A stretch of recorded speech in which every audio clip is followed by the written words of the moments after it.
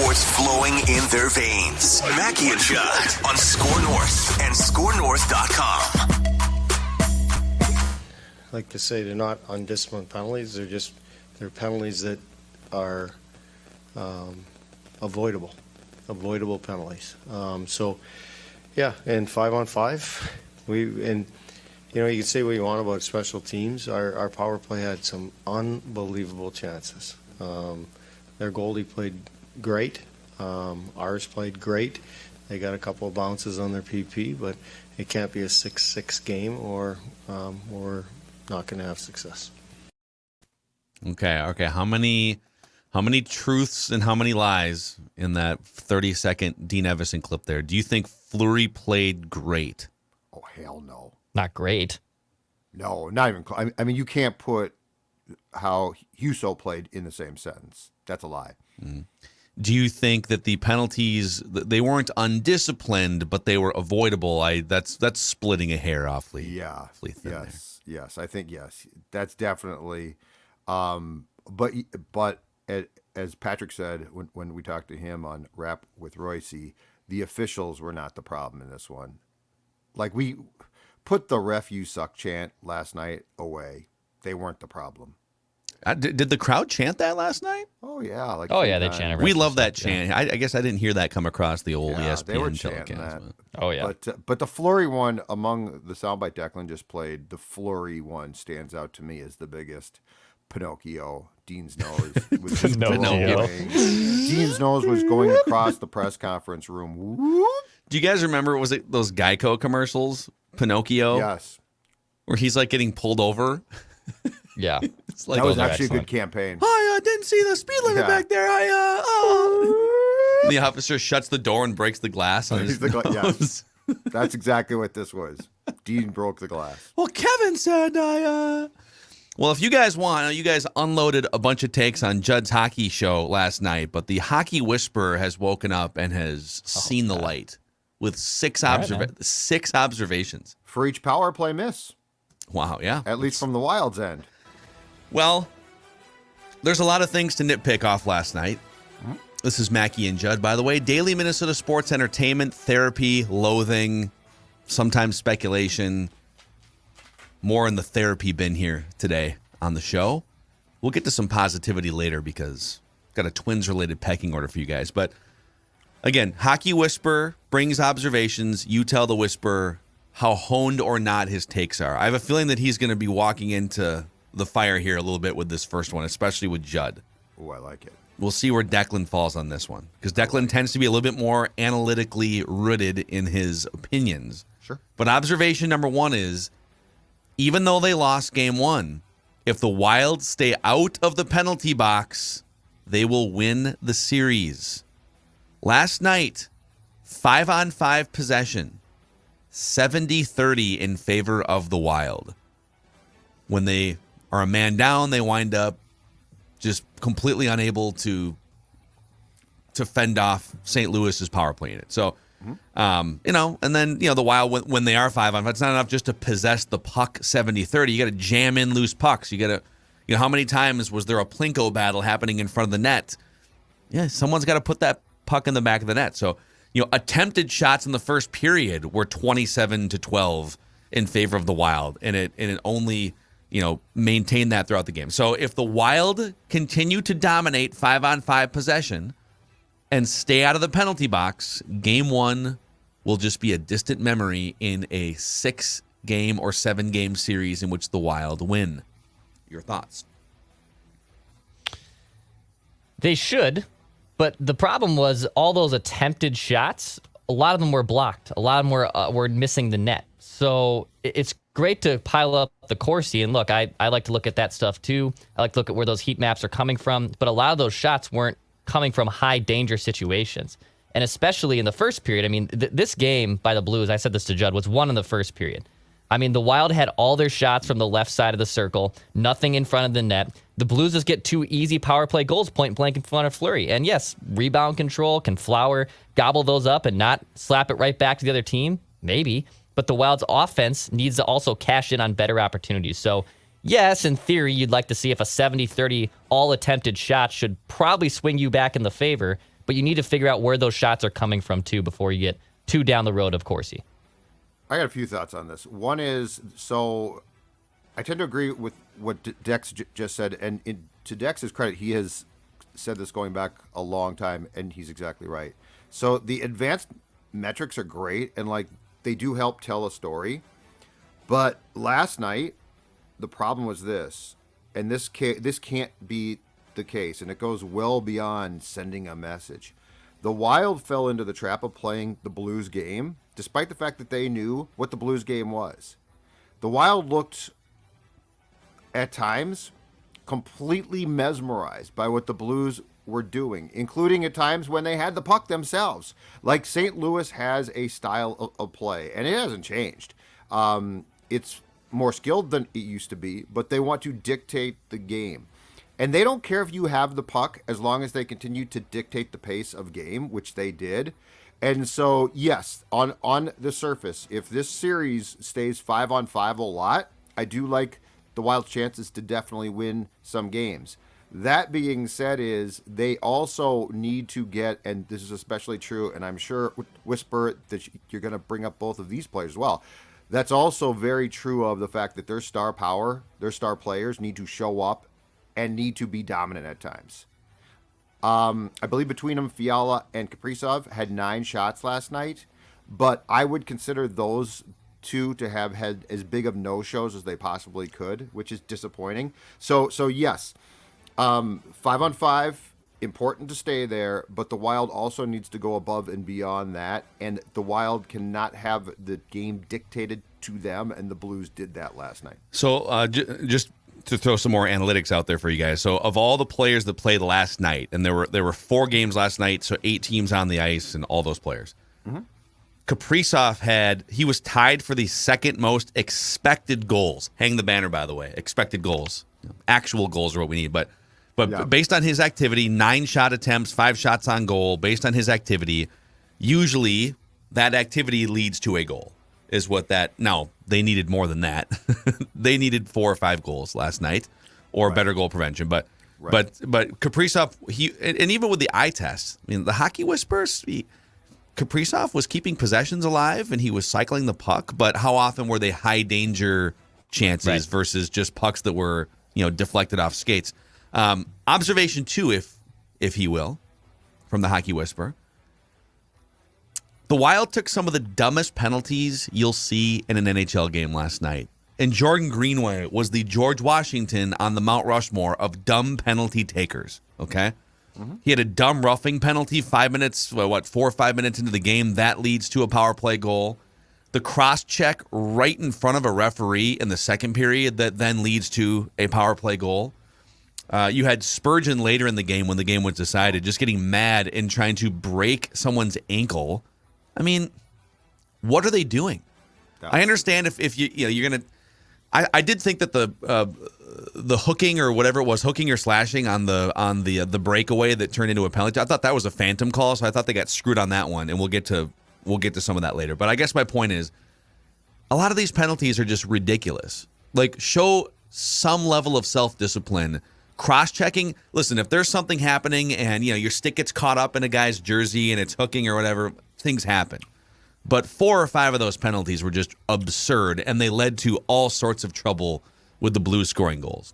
Well, first of all, the Spurgeon one was inexcusable, beyond cheap, Marchand-like. I mean, he should be suspended for 1 game. He probably won't be. He should be. That was not just out of character for him. It was asinine. And there is nothing about that screams captain, leader, anything good. So Jared Spurgeon is a guy who rightfully gets praised a lot. That was as stupid a thing as I've ever seen him do. It serves zero purpose. It doesn't send a message. It does nothing. The other thing that I thought of the penalties and where the Wild has to be smarter, and it's incumbent upon them because this is what referees do, especially early in a series, because much like a team, referees try to set a tone, okay? Last night, what they were doing on purpose, and you've got to be really smart about this, is when they should have taken 2 guys, so 1 from each team, a lot of times they take 1. because what they want to do, right or wrong, is send a message to each team. If you engage in this after the whistle crap, teams are going to get power plays, which you don't want, right? I actually like that. Well, that's the thought process. But the point is, you have to be incredibly cognizant. And sending a message, what the Blues did last night with their game sent a message. It's not about fighting. It's not about stupid penalties. It's not about, intimidating. It's about dictating play.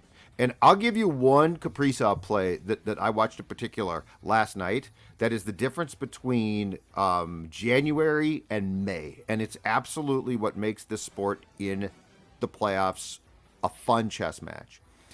Kaprizov had the puck, I think it was behind his own net, and he did the typical, I'm going to get a head of steam and race down the ice and create, which, by the way, is awesome to watch, right? Blues were right there. Before he got to his own blue line, they jostled him. They didn't hit him. They didn't bully him. They jostled him. They sort of hooked, but they didn't fully hook. It's the genius, because in January, you don't do that. You don't expend that much of yourself as a player for the most part. And so that's sending a message. But yeah, the Wild's lack of discipline last night, which does nothing but hurt the Wild, was incredibly dumb, and I did not like it. And look, they did not play a smart game, Declan, I don't think, in any way. No. Yeah, even there's two really just dumb penalties by Kevin Fiala, too. The first, at the end of, I believe, the first intermission. Yes, end of the first intermission. And there's a scrum at the end as the horn sounds, and I think a Blues helmet came off, a player's helmet came off, and Fiala is still antagonizing him. The league has also emphasized, if the bucket is off a guy's head, all bets, you can't be going after players when their helmets come off. And Fiala doesn't have the awareness to hey dude, don't stop pushing and shoving him. His helmet's off, they're going to call you regardless of the period being over. And then the second one, where he high sticks Ryan O'Reilly. And by the way, ROR doesn't wear a visor in front of his helmet. He's one of the rare players who does not have a visor. I personally think that's not a double minor. They said it was intent to injure, and I think ROR did a great job selling it too for a little bit. But just Fiala, those type of penalties are the Fiala that drive Evason and Guerin nuts, and you just can't have that type of Kevin Fiala in the playoffs. Is it intent to injure, or is it, so if you draw blood, it's for sure? But then they said last night, to clarify this, there was no blood, but he was deemed to have been hurt by the high stick. So it's basically the referees are playing medical professionals. Oh, does it looks like you're actually hurt? Okay, let's tack on to the penalty. But if you're choosing to not wear first of all, it was a dumb penalty. Put your stick down. But if you're choosing to not wear a visor, okay, so I guess you're more likely to get hurt with a high stick penalty. It's just why isn't that standard that he should just wear a visor? And why are you lifting your stick up that high in that situation? Right. The Whisperer has so many questions about that entire sequence. So he's been around for a long time. Who cares? Put a visor on. Right. But the rule is this: if you were drafted on a certain date, I don't know, let's just ballpark it, 10 years back or something, you don't have to. But if everyone drafted after, so Tom Brady should go back to wearing a leather helmet then, basically. No, I'm serious. That's the rule. So that's why he does. Classic hockey buffoonery. It's okay. Classic hockey buffoonery. Speaking of hockey buffoonery, okay, and maybe this lights another match here, but the Hockey Whisperer has to say it, okay? Observation number 3. Hockey commentary continues to be some of the dumbest commentary in sports. And I love our guy, Kevin Weeks. He's a friend of the show. I think he was the one that said this late in the game. There was a skirmish. Foligno was, putting gloves to someone's face at one point, and they're down 4-0 or whatever it was. Yep. And I pulled this quote directly from the ESPN broadcast. The Wild are looking to send a message at the end of this game. Playoff hockey is all about paying the price. Yeah, let's send a message to the Blues, who just absolutely destroyed you with their own game. You know what the message should be? How about score on one of your 43 power plays that you had last night? Okay, how about poking a loose puck into the back of the net? It's so stupid when you're getting smoked in a hockey game that we may have gotten our asses kicked, but now we're going to get physical with 3 minutes to go. Jared Spurgeon, I'm going to be a team captain and try and break someone's leg in half, tear their Achilles tendon. Come on. So the Spurgeon thing was simply he was mad, which was stupid. The Foligno thing drives me crazy because here's my biggest problem. I brought the hold on, I'll show you. I brought the field glasses last night so I could watch the bench. binoculars. Look at those I brought things. the field glasses, the big. Look at these. These are real field glasses. And Just here. So just creeping I'll do on it people. like this. I'll do There's it like a this. No, I was creeping on the bench, and I'm going to tell you right now too. This whole thing about at the end of a game where you've just basically, I don't care what the stats say, you had the game dictated to you. And now you're gonna, crack down and The Lightning did and this be last rough. night too, even Yeah. more so. Here's my biggest problem. When I looked at that bench, like early third, I can't tell you how many guys I saw hanging over the boards, head down, like, oh, this isn't going well. So now you're going to come back at the end and be like, now it's message time. That's such a bunch of garbage. A message, too, like, okay, you don't score. A message is not totally basically giving into what your opponent is doing, though, as far as the play, right? Like, that's like a message is not, well, now we're going to scrum it up. There's no message there. That's the thing. It's like the Blues won. This whole idea. I know there's a lot of hockey thinking here that is it's all about sending a message and who wants it more. No, it's not. It's not about that. So you roughhouse the Blues at the end of that game. They're gonna now all of a sudden be like, oh my god, what do we get a Foligno? Oh my god, this isn't the '80s where you might literally have goon. So UFC didn't exist in the '80s, and so you know what those guys who are sort of tough but not that athletic did? They put skates on and they played in the NHL. We have boxing and mixed martial arts for those guys now. I want to see skill. I want to see strategy. Yeah. And by the way, the NBA, you can make fun of it all you want to for being soft or whatever, but like Draymond Green pulled a guy's jersey and got a flagrant 2 ejection in a playoff game on Sunday. And was it kind of a light, soft ejection? Yeah, I wasn't in love with it. But you know why they do that? Because they want the game to be clean and they want stars to be able to operate and make the game exciting. In the NHL, it's like, 2 games last night just devolve into, well, we're getting our asses kicked, and so we're going to fight. Why? Score a goal on a power play, you dunces. Well, or just play a better game, too. Just play a better game. What drives me nuts is last night, in my opinion, the Wild sort of like cowered. Like, I don't even recognize that team last night. I honestly don't. It looked like the old Parisi, Suter, Holla. It looked like that bunch. I don't even recognize them. And then to come Holla back, had a great assist last night. I don't know if you guys.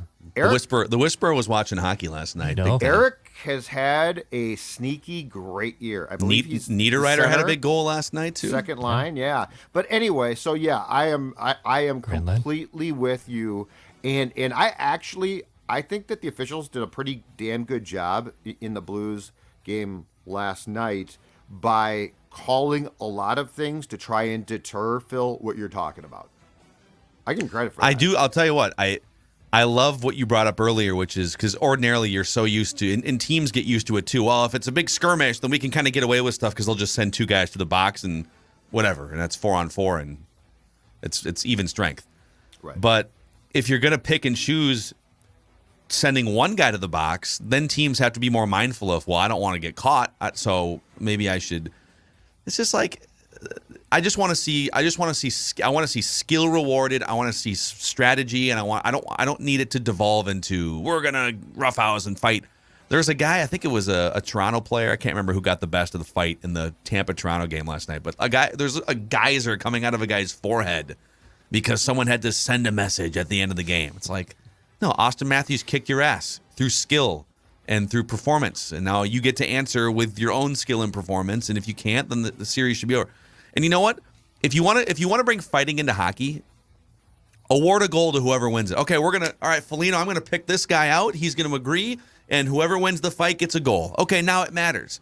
But if we're trying to send a message at the end of the game, it's just. And the Blues were laughing too. Like at that point in time, do you think the Blues care? Dude, score on a power play. Yeah. Anyways, now I'm all worked up here. I like it. I'm all worked up here. You know, I'm going to take the Whisperer's going to take a breather here and talk about Dennis Kirk, a great partner of ours here on Mackey and Judd on Score North. Yeah, if you like to enjoy riding season, whether it's a Harley, an Indian, Metric Cruiser, sport bike, you'll find what you need at DennisKirk.com.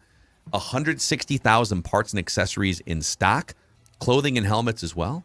If you order before 8 p.m., they ship the same day, and shipping is free on orders over $89. Get in gear and head to DennisKirk.com. Ride more, wait less at DennisKirk.com. Okay, we're only halfway through the observations here. I love it. They're All solid, worked though. up, man. All worked up. You did. You got really angry. Okay, observation number 4.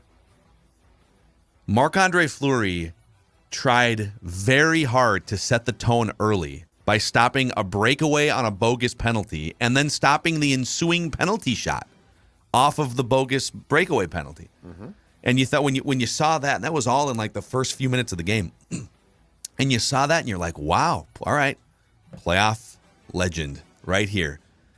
And then and you guys can comment on this, but it kind of came unraveled. I don't think he was at fault for the loss. You couldn't put a puck in the back of the net. But the Hockey Whisperers amateur observation said to him, when you're in your upper 30s and you're not the most technically sound goalie, things can get away from you a little bit. There was some sprawling way to the right, sprawling to the left, a big rebound off over here. And if your defensemen aren't cleaning that puck out of the danger zone area, then you're going to give up 3 or 4 goals like you did last night. So, being on the power play helped the Blues cash in quite a few times. But it felt like early on Fleury looked like, whoa, big time goals being stopped here. And then later on it kind of unraveled. And so, I don't know, his trust is a little bit less than it was going into the game, the Whisperer. Yeah, first period, where the Blues basically dominated. They score a power play at the last second. It's not a power play. It is a power play regardless. It gets counted as a power play goal. I thought in the second and third, Marc-Andre didn't play poorly, but he didn't steal those periods for you. Like, he allowed some goals and he allowed some pucks that he definitely should have stopped. And look, he's kind of just a flamboyant and very, very, I don't want to use the word obnoxious, but he's very animated. He's very animated when he's in net. And yes, he's 37, so he can't move as quickly as he can in his previous career. But you need your goalie to be a stopper. Like Husso, at the end of the day, who we questioned, who never played a playoff game, was a stopper. Was a stopper for St. Louis. Anytime they needed a big save, the dude delivered. You need that from Marc-Andre Fleury, and you're probably going to hopefully have to see it from Cam Talbot in Game 2. You know what? He didn't play great, but I'd like to place blame where blame was deserved and earned. That was, I think, the worst performance that I've seen this season from the Wild Blue Line Corps. Where the hell were you?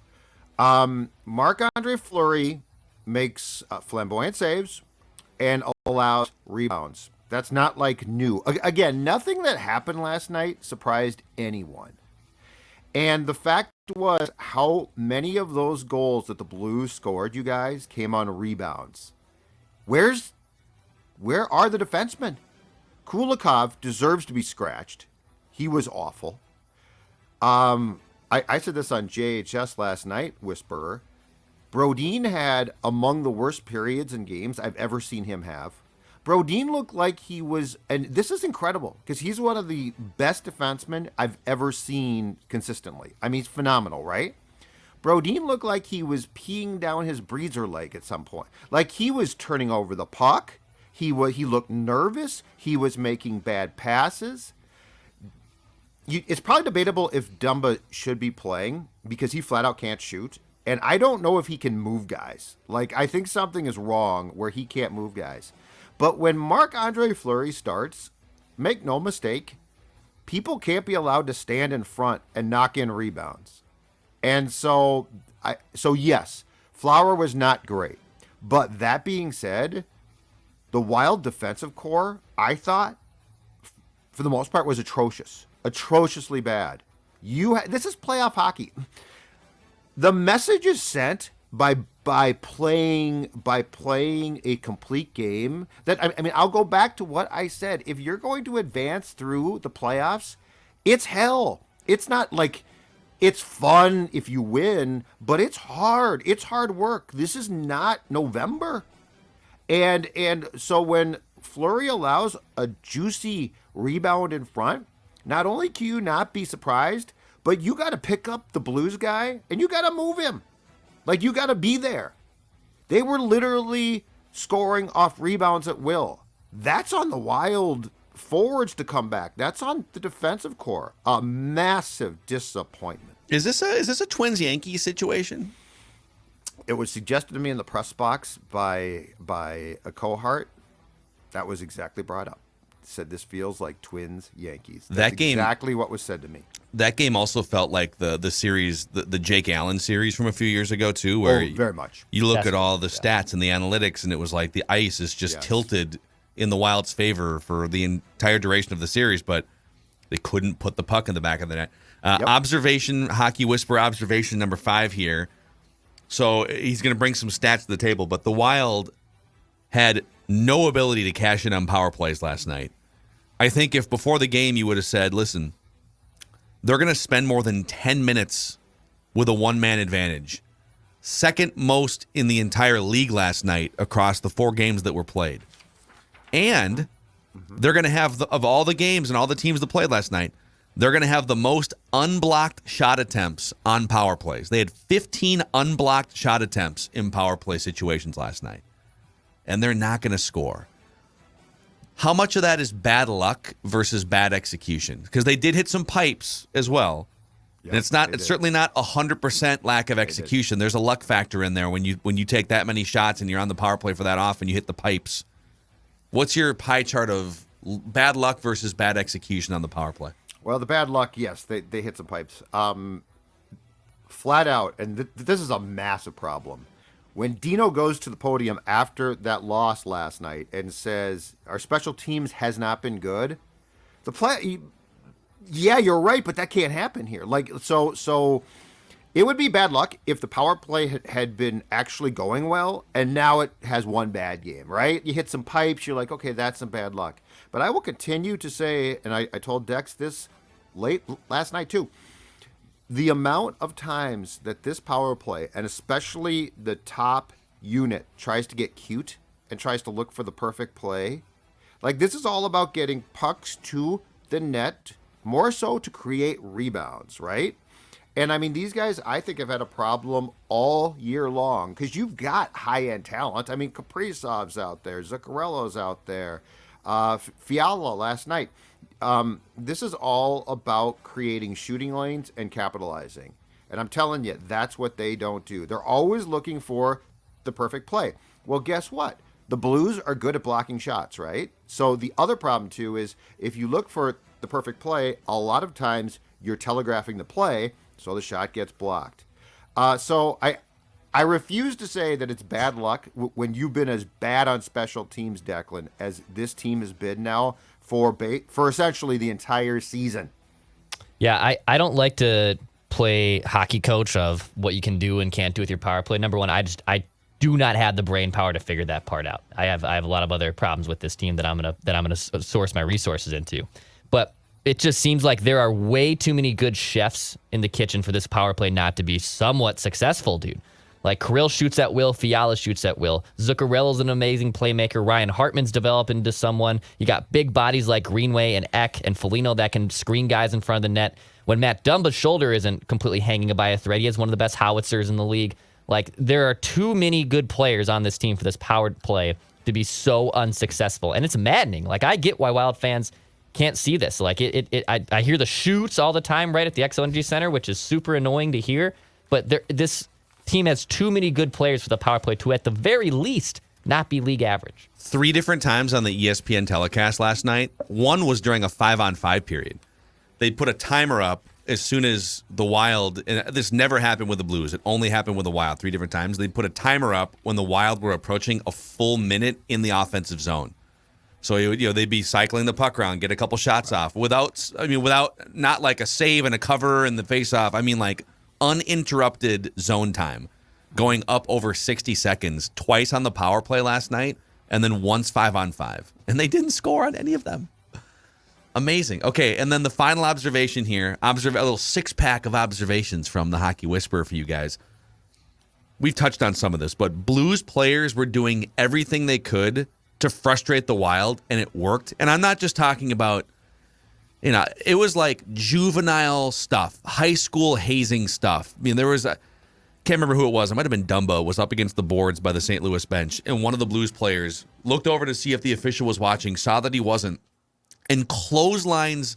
So Dumba or whoever it was had his back to the bench area, and he grabs his face and pulls it back and like clotheslines him arched back over the Blues. Hartman. Okay. Yeah. It's like stuff like that where it's like stuff that you would do in high school to bully someone, right? At one point, someone had, again, I can't remember which Wild player it was. Maybe it was Fiala, but a Blues player, as they were coming off the ice for a change, just grabbed the Wild player's stick and threw it into the Blues bench. He got a penalty for it. And so Fiala had to then go, and ultimately it was good for the Wild because they got a 2-minute power play out of it, but the roughhousing after the whistle, gloves smearing faces, like all this just juvenile stuff that the Blues were getting away with, sometimes not getting away with, but baiting the Wild. And it worked. It frustrated the Wild. So I don't think you can counter by doing it back. I think you have to counter by just scoring goals and playing your game. But this, so that is part of the point that frustrated me the most from the entire game, which is this. Nothing the Blues did was surprising. This is how they play. Like, it's actually smart because, like, that sets a tone because now they're pushing you, and if you get frustrated and lash out back, or it begins to impact your play, that's a tone that if you're the Blues, you absolutely love. That's what frustrated me about that game, though. The Blues didn't do anything surprising, and yet they dictated, in my opinion, the tone of that game. By getting to the Wild. And here's my question, I guess, too, just from like a coaching standpoint. How are you not prepared for that? Like, how are you not prepared for the game that the Blues played? There was nothing about that game that was shocking. And look, if the score had been 3-2, right? We'd say that's a tough loss. That's a great, but this is going to be great. This is going to be a long series. It's going to be fantastic. But the reality is, you, in my opinion, played right into their hands. And I will say this about puck possession, and I'm not sure what Dex thinks about this statement. Puck possession, to me, overrated. Because if it doesn't result in shots and high-danger scoring chances, do I really care if you have the puck? If I can go take the puck away when I need to? I really don't. So it's not like time of possession in football where you actually have the damn football and I'm trying to go get that ball and then we're going to have to change sides. In hockey, the transition's like that. So like the whole stat of, well, the Wild possessed the puck, to Dex's point, well, okay, yeah, cool. But if you possessed it outside the circles, along the boards, I don't care. I'll just go hit you eventually. Well, I do think that, I think there's quickly on the possession thing. I think there's something to say about, well, I'll just get it whenever I want. Well, not necessarily. And also, is that other team's goalie carrying you right now? Because then the team's cool with it. All right, put as many shots as you want on, because our goalie's red hot right now. And a lot of goaltenders will also tell you that they prefer to see a lot of shots. They'd rather see 45 shots than 20 shots in a game because it feels like they are on their game and they can see more pucks. So I don't think it's as black and white as that, but I do know what you're trying to say, that sometimes the possession time can be a little overrated and overvalued. The neutral zone possession to me is, I just don't, that's fine. The Well, puck's I going to think- change, go back and forth. I'll take, listen, this is just the Whisperer talking here, but the Whisperer will take offensive zone possession. That's how you, you have to have the puck in the offensive zone to generate chances. And that's the saving grace here, is that 5-on-5, the Wild had the puck in the offensive zone a lot. And now they need to figure out how to unlock, I don't know, more than 0 goals. Real quick, Emily Kaplan from ESPN.com is reporting all indications are that Jared Spurgeon will not have a hearing with the Department of Player Safety, meaning no suspension per sources. Would expect him to get a fine of some kind. Remind me, which player did he try and snap the Achilles tendon of last night? Declan, you want to say his name? Oh, was it Butch Davis? It was Butch Davis. Davis. Patrick Butch Royce's favorite player, Butch Davis. I love how Butch Nevich looked back to, like, so when you saw that happening, it was like, oh my God, that looks like it may have broken his ankle, his foot, his Achilles tendon. And Butch Nevich just looks around his shoulder and just goes, what the? Yep. Yeah, What the? it clearly What the didn't hurt bleep? like we thought. But here's what's ridiculous, or maybe it did, and he's just impervious to pain. But so he's one of their best players. I mean, he's one of their top goal scorers. Tarasenko's their top goal scorer, but he's one of their top goal scorers. Yes. So what I find ridiculous is Spurgeon tried to take him out And I know it was a moment. It was like a blinding moment of rage. He was just mad about the game and mad whatever. But he as hard as he could, with that dude's leg pinned against the ice, he cross-checked the back of his leg, and that could have done however much damage, right? Yes. He's probably going to get fined $5,000 for that. He did, and it's official. He got he fined. did That's get fined. the max. $5,000. So the average NHL salary is like $2.5 or $3 million, and Spurgeon makes more than that, right? Doesn't Spurgeon make about $4 million, something like that? These dudes wipe their behinds with $5,000. These $5,000 fines don't mean anything. The fact that you can run around and Spurgeon's is kind of a star. He's a captain. He's a good defensive player. But like the fact that a guy like Spurgeon can take a weapon to the Achilles tendon of one of the better offensive players in the playoffs and get nothing but a slap on the back of the hand is so amazing to me. So here's how they think. The league thinks like this. If this is Marchand of Boston, he gets a game, maybe two, probably a game, right? But because Spurgeon is a choir boy, they say, yeah, this is outside of what he ordinarily does. He's been a clean player. I believe he was, Dex, if I'm not mistaken, last year a finalist for the Lady Beeping Bling Trophy. Like the most gentlemanly player. So the league thinks, well, he won't do this again. But yeah, I mean that play was incredibly dangerous. I can't defend it. The biggest fine this season, and there's been you mentioned Marchand. He got suspended for. He has the longest suspension this year of 6 games for the roughing and the high sticking. Yes. The biggest fine this season to a player, again, average salary $2 to $3 million in the NHL. PK Subban, because it was a repeat offense. Yeah. Got fined $15,000 in November for a dangerous trip. Yes. So like what? But that you might as well not even fine them or punish them. If you're essentially saying what he did is fine because we're not going to punish him. They're saying he won't do it again, so we trust him. But I agree with you. I mean that plays incredible. I mean, there's nothing. Imagine? Here's my problem with that play in particular. It was so premeditated. Like he thought about it. Mm-hmm. And he was probably thinking about doing something for the whole game, right? I think he got frustrated, but I don't care because the frustration, like you can see it going through his mind. He could have easily gotten up, skated away, 0 consequences, right? Like it's one thing if you dangerously slash a guy as he's going by you and he's got the puck and that's a dumb play. But it's not necessarily a malicious I'm trying to hurt you play. You tell me this, the Spurgeon play. What else are you supposed to think when you literally cross-check an individual's Achilles tendon? I know. I mean, there's no absurd. Excuse for it. Dude, it's absurd. I'd love to tell you, oh, that's hockey. But no, it's not hockey. That's crap. It's one of the things, we don't have to go into, this is maybe for another episode, but it's one of the reasons why the Hockey Whisperer loves hockey. But Phil Mackey has had a hard time in his life fully taking hockey seriously as a sport that suppresses star players, whether it's through, if you want to talk about goalie pads being too big or nets being too small, or you can have a defenseman take a weapon to a guy's Achilles tendon who put up 75 points this season and just, in theory, he should have probably taken him out with that. I mean, that could have taken him out his intent was to injure his leg in that blinding moment of rage. Yeah. And there'd be no repercussions. It's just, come on.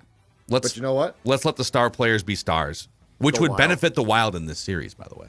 It's about winning. Go Wild. Go Spurgey. Go Spurgey. The Whisperer doesn't think this series is over by any means. It sounds like maybe Doug does. It better not be. Well, if they don't come out in game 2 playing, if they allow games to be dictated by the Blues, they're done in 4 or 5. But if they do, the amount of disappointment from Sports Dad will be monumental. Yeah. I'm the one saying this team's different. I've been saying that for how long? Well, don't fail now. Don't fail now. It's one game. Last night wasn't different. I know, but I mean, I'm very disappointed. I'll say that right now. We can tell. Disappointed. We very can tell. disappointed. We can tell. Zero. Okay. 0-0.